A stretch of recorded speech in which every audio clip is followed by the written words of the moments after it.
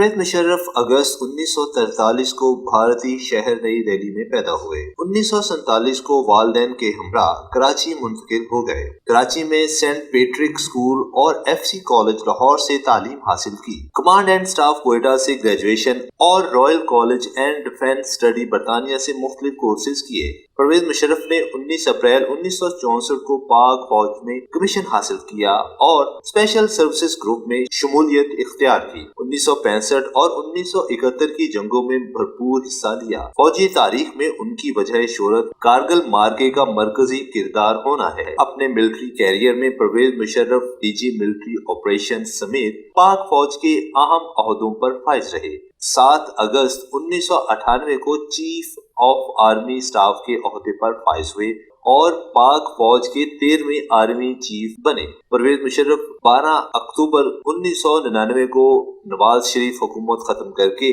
Chief executive کا عہدہ سنبھالا۔ انہوں نے 9/11 حملوں کے بعد القاعدہ کے خلاف افغان فوج میں فرنٹ لائن اتحادی بننے کی امریکن پیشکش قبول کی۔ اس فیصلے کو عوامی سطح پر وہ پذیرائی حاصل نہ ہو سکی جو مشرف چاہتے تھے۔ وہ 2001 سے 2008 تک صدر پاکستان کے عہدے پر بھی فائز رہے۔